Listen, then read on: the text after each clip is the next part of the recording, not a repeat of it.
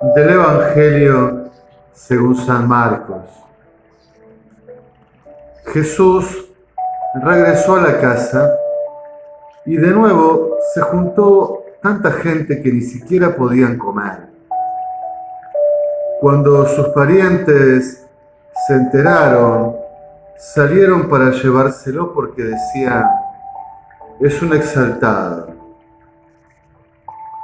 Los escribas que habían venido de Jerusalén decían: está poseído por Belzebul y expulsa a los demonios por el poder del príncipe de los demonios. Jesús los llamó y por medio de comparaciones les explicó: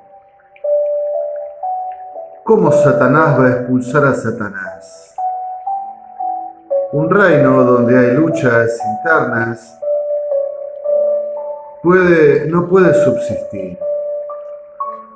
Una familia dividida tampoco puede subsistir. Por lo tanto, si Satanás se dividió levantándose contra sí mismo, ya no puede subsistir, sino que ha llegado su fin. Pero nadie puede entrar en la casa de un hombre fuerte y saquear sus bienes si primero no lo ata. Solo así podrá saquear la casa. Les aseguro que todo será perdonado a los hombres, todos los pecados y cualquier blasfemia que profieran, pero el que blasfema contra el Espíritu Santo no tendrá perdón jamás. Es culpable de pecado para siempre. Jesús dijo esto porque ellos decían: está poseído por un espíritu impuro. Entonces llegaron su madre y sus hermanos y quedaron afuera. Lo mandaron llamar. La multitud estaba sentada alrededor de Jesús y le dijeron: tu madre y tus hermanos te buscan ahí afuera. Él le respondió: ¿quién es mi madre y quiénes son mis hermanos? Y dirigiendo su mirada sobre los que estaban sentados alrededor de él, dijo: estos son mi madre y mis hermanos, porque el que hace la voluntad de Dios, ese es mi hermano, mi hermana y mi madre. Palabra del Señor. Gloria a ti, Señor Jesús. No nos dejes caer en la tentación.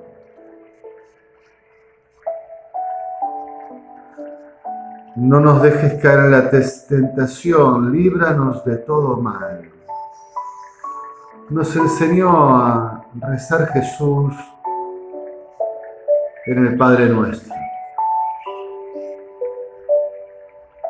No nos dejes caer en la tentación, porque la tentación engendra el pecado, y el pecado conduce a la muerte.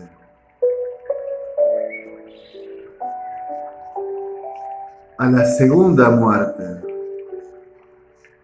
no la corporal, sino la muerte eterna, la separación eterna de Dios.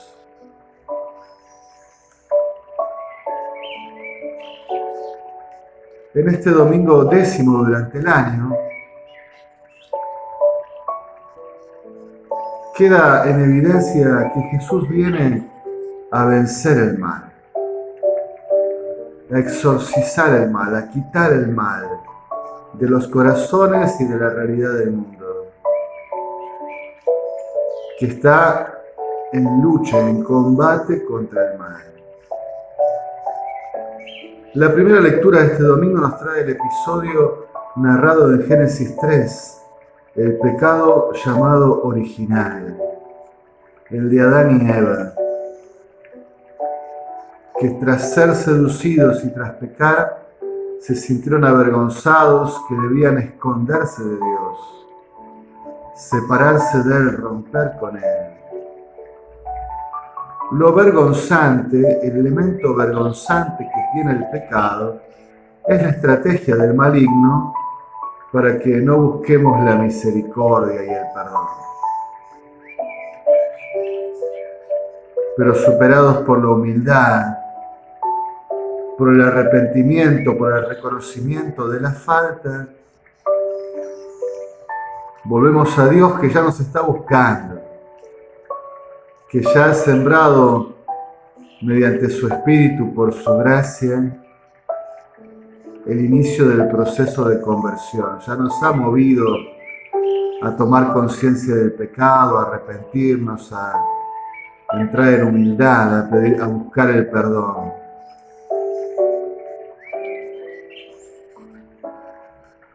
Evidentemente el pecado del hombre contado en Génesis 3 desordena la creación y su propia historia, su propia identidad, trastorna, trastoca la obra salida buena de las manos de Dios. Pero se anuncia la misteriosa mujer que aplastará la cabeza de la serpiente. Su descendencia triunfará. Evidentemente la Iglesia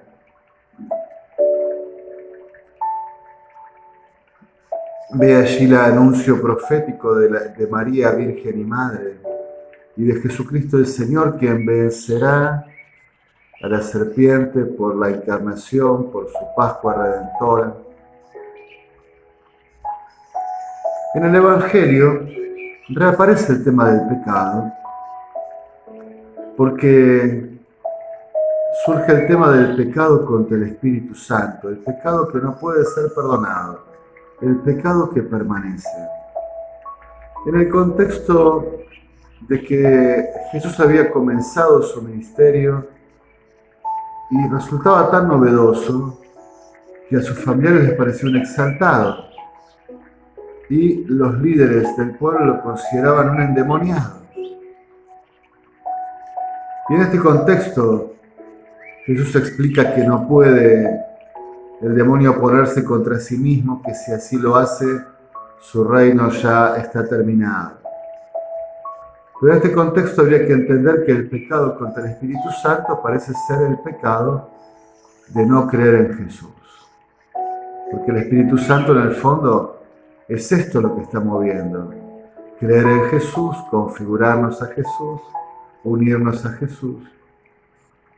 No reconocer en Jesús a Dios, no reconocer en Él la obra de Dios y llegar al extremo de considerarlo alguien que viene o está asociado con el mal, es el extremo de la locura, de la sinrazón y del pecado. Jesús es el Señor, el Mesías, el Salvador. Justamente Él nos libra del pecado, vence la tentación, nos ayuda a romper definitivamente con el mal. Y a continuación la escena acerca de la enseñanza en la casa y la familia que lo está buscando para reforzar esta sentencia. Mi madre y mis hermanos son aquellos que escuchan la palabra de Dios y la practican. Estos son mi madre y mis hermanos, los que hacen la voluntad de Dios.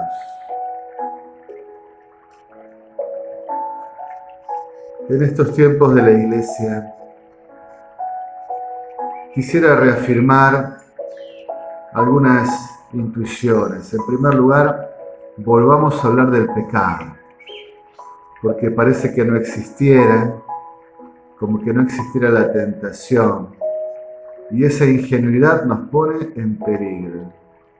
La tentación siempre nos está rondando para quitarnos del camino de Dios, para alejarnos de su presencia, y el pecado es un daño a veces profundo a nuestra alma, a nuestro corazón, a nuestra vida, un daño profundo a nuestros vínculos, a la historia y al camino hacia la alianza eterna y definitiva. Es ruptura de la alianza, justamente. En segundo lugar, también reencontrémonos con la palabra de Dios.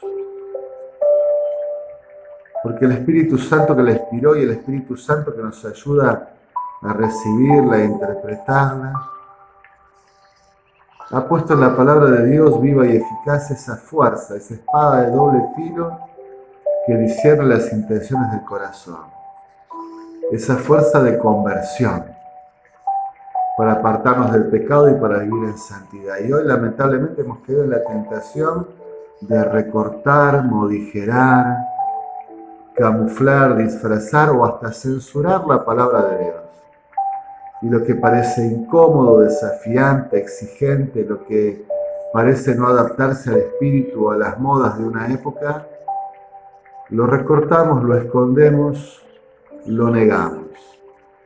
Y entonces al recortar, esconder o negar la palabra de Dios, perdemos un gran arma para luchar contra el mal, para luchar contra el pecado, para vencer la tentación. Finalmente, el apóstol San Pablo, en la segunda lectura, dirigida a los cristianos de Corinto, nos decía con gran sabiduría: no nos desanimamos, aunque nuestro hombre exterior se vaya destruyendo. Nuestro hombre interior se va renovando día a día.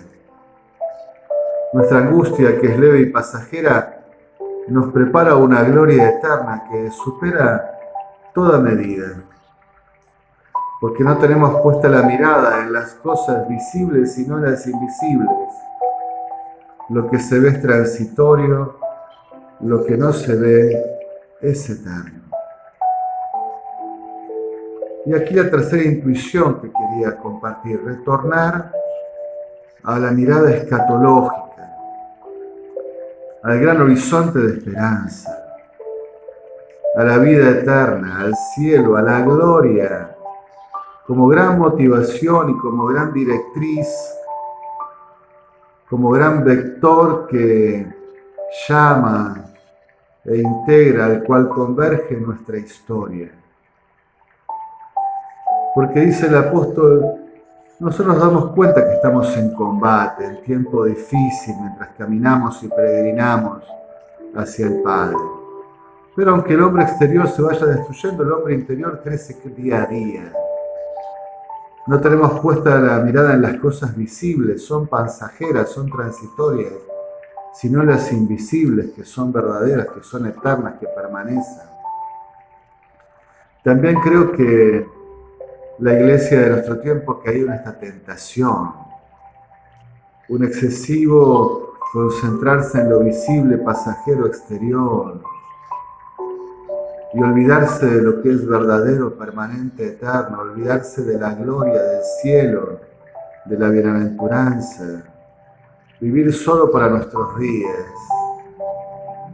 Y entonces somos presa de la tentación y caemos en el pecado y se engendra la muerte, porque ya no esperamos la vida, o la vida que esperamos nos defrauda, porque justamente está llamada a ser acotada, limitada, a pasar apenas una peregrinación, un camino. En este domingo quería invitarlos a ser fuertes y a combatir, a permanecer fieles. No nos dejes caer en la tentación y líbranos del mal, porque si caemos en la tentación, nos conduce al pecado y el pecado engendra la muerte. En cambio, permanecer fieles a la voluntad de Dios, fieles a su palabra, y siempre tener claro hacia dónde caminamos, hacia la gloria, hacia la vida eterna, hacia la comunión definitiva con Dios, nos libra del pecado. Y el Espíritu Santo seguramente anima este camino en Jesucristo hacia el Padre, en alabanza y gloria de la Santísima Trinidad.